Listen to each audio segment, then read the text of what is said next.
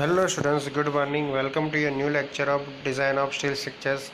In the previous lecture we have discussed about your gantry girder topic. Okay, तो gantry girder क्या होता है, gantry girder कहाँ पे यूज़ होता है, gantry girder की फिगर्स क्या होती है, gantry girder जो है वो मतलब कैसे एक्ट करता है, वो सारी चीज़ जो है वो हमने लास्ट लेक्चर्स में देखी थी. ओके, तो आज हम उसके डिज़ाइन स्टिपुलेशन मेन तो देखने वाले हैं कि अगर आपको गैंट्री गर्डर की डिज़ाइन करनी है तो आपको क्या करना पड़ेगा, वो सारे स्टेप्स हम देखेंगे.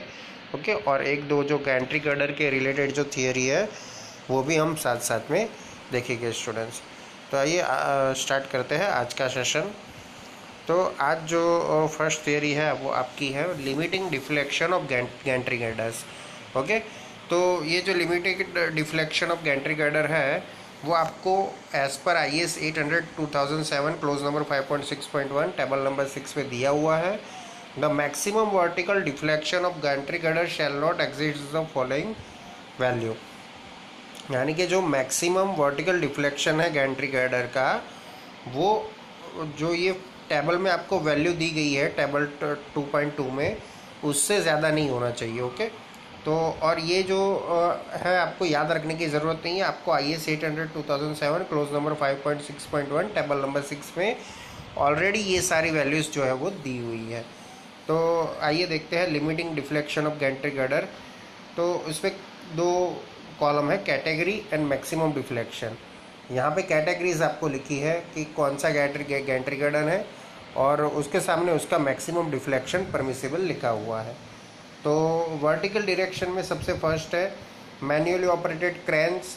तो मैन्युअली ऑपरेटेड क्रेन्स में जो मैक्सिमम डिफ्लेक्शन है वो L/500 जितना होता है. Second case EOT cranes up to 50 ton यानी कि 500 किलो न्यूटन. तो उसमें जो मैक्सिमम डिफ्लेक्शन होता है वो L/750 जितना होता है.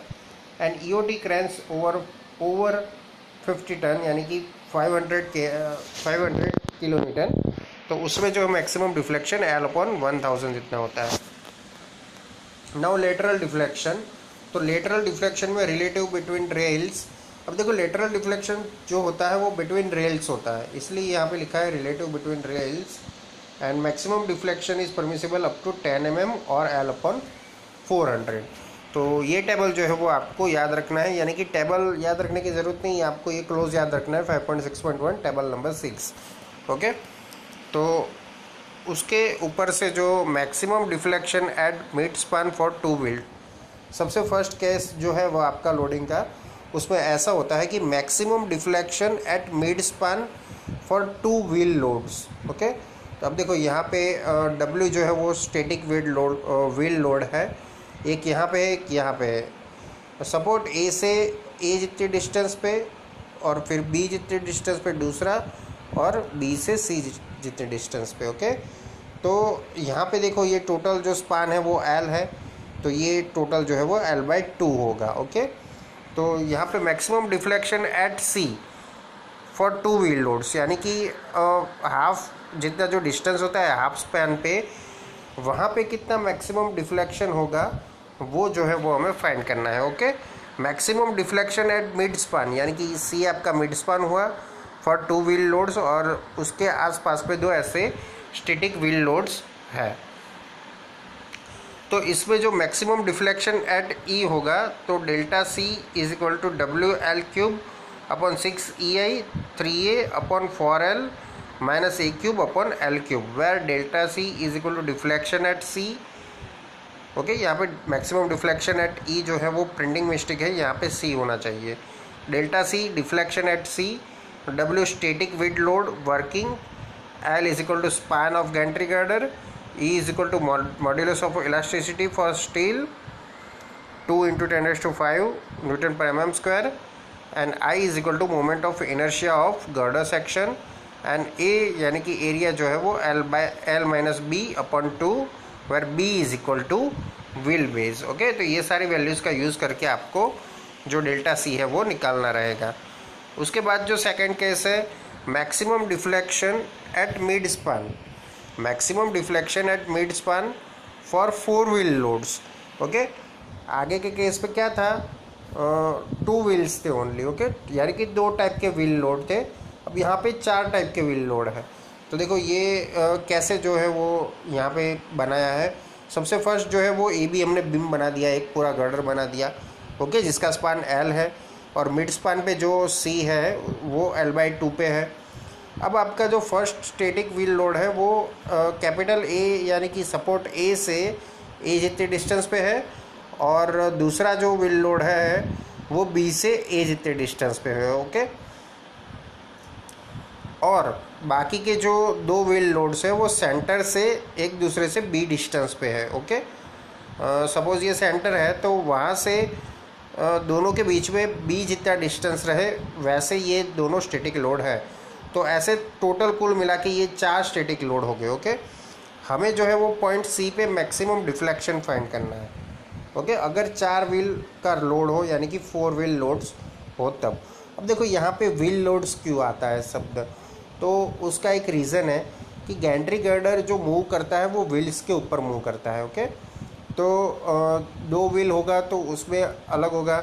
जैसे आपने आगे फिगर देखी थी ट्रॉली और कैब की, तो कई ट्रॉली में 2 व्हील्स होते हैं, कई ट्रॉली में 4 व्हील्स होते हैं, ओके। तो इसके हिसाब से मतलब हमें जो है वो लोडिंग जो है वो डिफ्लेक्शन कितना आएगा वो उसके हिसाब से निकालना होता है। इसलिए यहाँ पे हमने ऐसे 2 केस देखे कि 2 wheel load and 4 wheel load, और उसके हिसाब से हमें जो है वो बनाना पड़ेगा डिफ्लेक्शन की वैल्यू। तो मैक्सिमम डिफ्लेक्शन एट सी, यहाँ पे डेल्टा सी जो होगा वो W/24EI in the bracket A 3L² - 4A² plus B 3L² - 4B², okay. ये डेल्टा सी का इक्वेशन है। Where A is equal to distance of outer wheel from ends, B is equal to distance between inner wheels, okay. ये A and B जो है, देखो A जो है वो सपोर्ट से आपका क्या है डिस्टेंस, आउटर व्हील्स जो है वहाँ से एंड सपोर्ट का डिस्टेंस, ओके। फिगर में आपको मैं यहाँ दिखा देता हूँ। ये आपका फर्स्ट व्हील, आउटर व्हील और सपोर्ट, ये दोनों के बीच का डिस्टेंस A, तो यहाँ पे भी A and B is the distance between 2 inner wheels, okay. यानी इनर साइड के जो व्हील्स है उसका डिस्टेंस इनर साइड का। तो ऐसे जो है वो हम फाइंड करते हैं दोनों का डिफ्लेक्शन 2 व्हील एंड 4 व्हील में, ओके। उसके बाद जो है वो हमें देखना है design procedures of gantry girders. तो डिज़ाइन प्रोसीजर हम स्टार्ट करते हैं। The design of gantry girder is a trial and error procedure. देखो गैंट्री गर्डर की डिज़ाइन जो है वो ट्रायल एंड एरर वाली है, यानी कि थोड़ी कॉम्प्लिकेटेड है, ओके। आपको मतलब केस एक पकड़ना है, नहीं आता है तो दूसरा केस पकड़ना है, नहीं आता है तो तीसरा केस पकड़ना है, ओके। तो इसके सम्स जो है वो थोड़े डिफ़िकल्ट होते हैं सेक्शन चूज़ करने के लिए। In the design it is assume that, design में एज्यूम किया जाता है lateral load is resisted entirely by compression flange with plates, channel etcetera. Lateral load जो है वो रेजिस्ट होता है entirely by compression flange with plates, okay, and channels. And the second thing is the vertical load is resisted by entire beam. The vertical load is resisted, vertical load को resist करता है कौन, entire beam। ये दोनों assumptions के base पे आपका design procedure बना है गैंट्री गर्डर का। सबसे फर्स्ट क्या कि जो लेटरल लोड आ रहा है हमारे गर्डर पे वो कौन जो रेजिस्ट करेगा, तो वो रेजिस्ट करेगा आपका compression flange with plates and channels. Compression flange के साथ क्या लगा हुआ होगा, प्लेट्स लगी हुई होगी, चैनल्स लगे हुए होंगे, तो उसके थ्रू जो है वो आपका लेटरल लोड जो है वो रेजिस्ट होगा। And the second thing is that vertical load is resisted by entire beam. तो यहाँ पे देखो मैंने आगे टेबल में भी आपको दिखाया था, आगे की थियरी में 2 टाइप के लोड होते हैं, ओके, एक vertical load and lateral load, और दोनों को रेजिस्ट करने का सिस्टम जो है वो यहाँ पे एज्यूम किया गया है। नाउ देखते हैं डिज़ाइन स्टेप्स। सबसे first you have to find maximum wheel load. आपको सबसे फर्स्ट जो है वो मैक्सिमम व्हील लोड फाइंड करना है। The first step is to determine the maximum wheel load of crane girder transfer to the gantry girder. सबसे first step में आपको डिटरमाइन करना है maximum wheel load of crane girder. Crane का जो maximum wheel load है वो आपको फाइंड करना है और उसे ट्रांसफ़र करना है गैंट्री गर्डर पे। तो UDL on crane girder is equal to, यानी कि क्रेन गर्डर पे जो यूडीएल है वो कैसे आप वो कैलकुलेट कर सकते हो, total weight of crane girder का total weight divide by span of crane girder. Okay, concentrated load is equal to weight lifted by hook plus weight of trolley. Okay, जो कॉन्सेंट्रेटेड लोड है वो wait lifted by hook, यानी कि hook से जो lift किया गया है वेट वो, प्लस वेट ऑफ ट्रॉली, ये दोनों मिला के होता है। This concentrated load is place at the point of minimum hook approach and maximum reaction of crane girder is calculated. तो ये जो कॉन्सेंट्रेटेड लोड जो है उसे प्लेस किया जाता है at the point of minimum hook approach. Minimum hook approach जो है उस पर जो है वो प्लेस किया जाता है and maximum reaction of crane girder is calculated, और मैक्सिमम क्रेन गर्डर की जो रिएक्शंस जो है वो कैलकुलेट की जाती है। At each end of crane girder there are 2 wheels, मतलब हर एक एंड पे क्रेन गर्डर पे 2 व्हील्स होते हैं। Therefore load on each wheel is equal to maximum reaction by 2। जितना मैक्सिमम रिएक्शन आपने फाइंड किया है उसके डिवाइड बाय 2 होगा। This wheel load is increase by 25% for impact and then factored. अब ऐसा करके जो आपका व्हील लोड आता है उसे हमें इम्पैक्ट के लिए 25% बढ़ा देना है और उसके बाद उसको फैक्टर लोड में कन्वर्ट करना है। ओके, तो ऐसे आपका मैक्सिमम व्हील लोड फाइंड होता है फर्स्ट स्टेप में। उसके बाद सेकंड स्टेप जो है वो आपका maximum bending moment in Gentry girder. जो बेंडिंग मोमेंट गैंट्री गर्डर में प्रोड्यूस होती है, ओके, उसमें भी मैक्सिमम बेंडिंग मोमेंट वो आपको फिगर आउट करना है। UDL on gantry girder is equal to self weight of gantry girder plus weight of rail section. For maximum BM the wheel load should be so place that the CG of the 2 wheel loads are and one of the wheel load lie equidistance from the center of the span. The maximum BM will then occur under that wheel load which is nearer to the center of girder. Okay, तो ये सारा आपको figure में मैंने पहले से ही जो है डिस्क्राइब किया है केस में। 4 व्हील लोड्स जो है उसमें मैक्सिमम लोड में कैसे जो है वो इक्विडिस्टल में कैसे हम इक्विडिस्टेंस में कैसे रख सकते हैं वो मैंने आपको ऑलरेडी केस दिखाया हुआ है। ओके, तो हमें तो इतना ध्यान रखना है, UDL on gantry girder is equal to self weight of gantry girder plus weight of rail section. Okay, then third step is maximum shear force. को मैक्सिमम शियर फोर्स फाइंड करना है। UDL on gantry girder is equal to self weight of gantry girder plus weight of rail section. Okay, the shear force due to the wheel load is maximum when one of the wheels is at support. okay, तो maximum shear force कब होगा, जब आपका कोई wheel जो है वो कोई एक सपोर्ट पे पहुंच जाएगा, तब क्या होगा, मैक्सिमम shear force होगा। देखो ये जो पूरा गर्डर जो है वो आप एक बीम की तरह उसे एज्यूम कर सकते हो। ओके, कैसे, तो देखो shear force जो होता है वो सपोर्ट्स पे मैक्सिमम होता है। आपने देखा होगा जब कभी भी आप shear force and bending moment diagram draw करते हो तो बेंडिंग मोमेंट जो सपोर्ट्स पे 0 होती है एंड आपका जो शियर फोर्स होता है वो सपोर्ट्स पे मैक्सिमम होता है। तो इसमें भी जब आपके व्हील्स जो होंगे क्रेन के वो किसी सपोर्ट्स पे होंगे तो शियर फोर्स आपका मैक्सिमम बनेगा उस time. Okay, and bending moment जो है वो 0 बन जाएगी। एंड उससे उल्टा जब आप मिड स्पैन में होगे तब आपकी मूवमेंट जो है वो सबसे ज़्यादा होगी एंड शियर फोर्स आपका 0 बन जाएगा। ओके, तो we can assume hold the girder as an beam. Okay, तो shear force and bending moment diagram ऐसे जो है वो क्रिएट करे जाते हैं गैंट्री गर्डर में। हॉरिजॉन्टल फोर्स यानी कि drag force, braking force, it is taken equal to 5% of the static wheel load on each gantry girder, this load is factored. अब ये जो ड्रैग फोर्स है, ब्रेकिंग फोर्स, हॉरिजॉन्टल फोर्स, उसे हम 5% लेते हैं, स्टैटिक व्हील लोड का 5%, okay, on each gantry girder, and then this load is factored. उसके बाद हॉरिजॉन्टल ट्रांसवर्स फोर्स यानी कि सर्ज लोड, तो surge load is equal to 10% of weight lifted on hook plus weight of crane. For one crane this load is share by 4 wheels. एक crane के लिए क्या होता है कि ये जो पूरा लोड है वो चारों व्हील्स के ऊपर शेयर किया जाता है। Therefore surge load on each wheel is equal to total surge load upon 4. This load is also factored. Okay, तो ऐसे जो है वो मैक्सिमम शियर फोर्स हम फाइंड करते हैं एंटायर गैंट्री गर्डर में। उसके बाद आपका स्टेप नंबर 4 है section selection for gantry girder. Gantry girder के लिए सेक्शन सिलेक्शन करना, देखो ये थोड़ा डिफिकल्ट स्टेप है। Generally an I section with a channel is chosen, मतलब आई सेक्शन और चैनल को साथ में सिलेक्ट किया जाता है। Through an I section with a plate at the top flange में be use for light cranes. कभी कभी आई सेक्शन प्लेट के साथ भी हम यूज़ कर सकते हैं, ओके, लाइट क्रेन्स के लिए। Generally following guidelines are followed.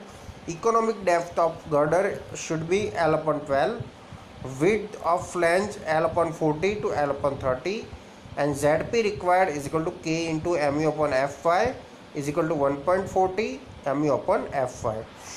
तो देखो यहाँ पे जो K की वैल्यू के लिए ये नोटेशन आपको दिया हुआ है, the moment capacity of vertical load should be about 40 to 50% higher, यानी कि K should be 1.4 to 1.5। Then the moment due to vertical load so that the section can resist combined horizontal and vertical movement safely। Okay, तो जो आपका section है वो vertical and horizontal movement जो है वो इजीली से रेजिस्ट करे, इसके लिए ये के की वैल्यू हमें मैक्सिमम लेनी पड़ती है, यानी कि 40 to 50% हायर लेनी पड़ती है। इसलिए के इज इक्वल टू 1.4 to 1.5 यहाँ पे ZP रिक्वायर्ड में दिया गया है। ओके, तो ये 3 क्राइटेरिया जो है वो आपको याद रखने हैं। Economic depth of girder L/12, width of flange जो है वो L/40 to L/30 होनी चाहिए, and ZP required is equal to K into mu upon Fy where K is equal to 1.4। Okay, तो ये आपका सेक्शन सिलेक्शन का है। Then after that calculate IZZ, IYY and ZP of the trial section selected. Step number 4 में आपने जो section select किया है उसके बेस पे IZZ, IYY and ZP trial section का सिलेक्ट कीजिए। Check for moment capacity which is given on clause number 8.2.1.2 page number 53। MD is equal to beta b ZP Fy upon gamma MO should be less than or equal to 1.2 ZE into Fy upon gamma MO।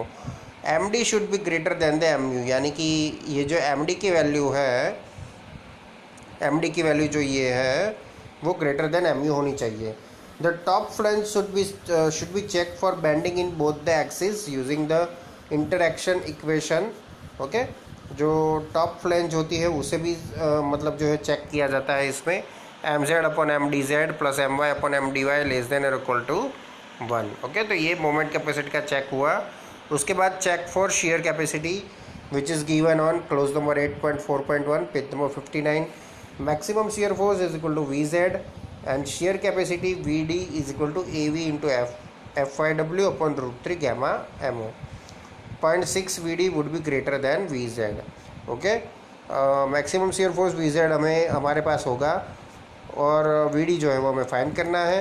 अब जो आपकी 0.6 VD अगर मैं करूँ तो उसकी value should be greater than VZ आनी चाहिए, तो आपका सेक्शन शेयर में ओके है। ओके, तो चेक फॉर शेयर कैपेसिटी हो गया।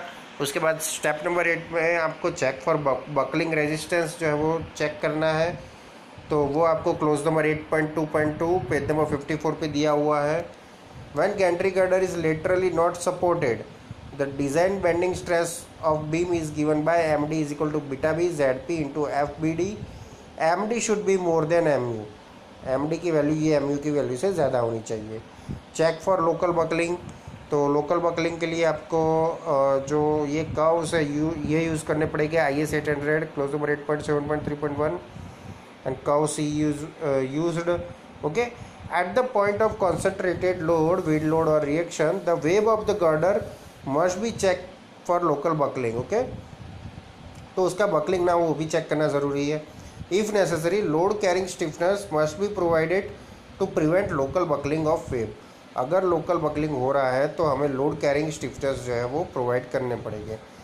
बकलिंग रेजिस्टेंस जो है वो फाइंड किया जाता है B1 plus N1 TW into FCD, KL upon R जो है वो is equal to 2.43 D upon TW। Buckling resistance must be more than the maximum factored wheel load. Okay, ये आपको चीज़ ध्यान में रखनी है चेक फॉर बकलिंग में, लोकल बकलिंग में। उसके बाद जो है वो हमें वेल्ड डिज़ाइन करनी है। Weld design, required shear capacity of weld. अब वेल्ड कहाँ पे लगेगा, तो टॉप फ्लैंज में जो प्लेट जो है वो वहाँ पे लगेगा आपका। Required shear capacity of weld QW is equal to VA into y bar upon IZ। Weld is required to connect channel to the top flange of the I beam. देखो मैंने जैसे बताया कि टॉप फ्लैंज को आई beam से connect करने के लिए वेल्ड लगेगा। Capacity of 1 mm long weld P is equal to LW into TT into FWD। तो यहाँ पे TT की वैल्यू थ्रॉट थिकनेस की 0.7S, FWD की वैल्यू 189 न्यूटन पर mm² for soft fielding and LW is equal to 1। If P is greater than QW then safe. Okay, यहाँ पे आपको QW एंड P फाइंड करना है और उसके ऊपर से आपको ये सेक्शन सेफ है कि नहीं वो डिज़ाइन करना है। ओके, उसके बाद 11th स्टेप में आपको करना है check for deflection at working load. Okay, working load पे डिफ्लेक्शन चेक करना है। Maximum deflection at centre for two wheel load delta C is equal to WL³ upon 6EI। ये इक्वेशन जो मैंने आगे थियरी में पढ़ाया वो आपको क्लोज नंबर 5.6.1 पेज नंबर 31 पे मिल जाएगा। 3A upon 4L minus A³ upon L³। Permissible deflection for EOT cranes up to 50 kilo newton capacity. अब ये वैल्यू देखो आपकी वो टेबल में थी। ओके, डेल्टा जो है delta permissible is equal to L upon 750 है, up to 50 kilo newton capacity. If delta C is less than delta permissible, therefore the section is safe in deflection. Okay, तो ऐसे जो है वो आपको पूरा जो डिज़ाइन प्रोसीजर है वो फॉलो करना रहता है। तो ऐसे 11 स्टेप करने के बाद जो है वो आपका सेक्शन जो है वो कंफर्म होता है। अब देखो यहाँ पे अगर कोई चेक नहीं मिसमैच कर जाता है या तो कोई चेक नहीं फुलफिल होता है तो आपको फिर से सेक्शन पे जाना होगा, सेक्शन सिलेक्ट करना होगा और सारे स्टेप्स जो है वो रिपीट करने पड़ेंगे। ओके, इसीलिए ये मेथड को ट्रायल एंड एरर मेथड कहा गया है गैंट्री गर्डर की डिज़ाइन को। ओके, तो ये इसके एग्जाम्पल जो है वो मैं करवाऊँगा नेक्स्ट लेक्चर में, तो आपको पता चल जाएगा कि कैसे जो है वो एग्जाम्पल कैरिड आउट हो सकता है। Okay students, thank you for watching and keep watching for updating videos of design of steel structures. Thank you.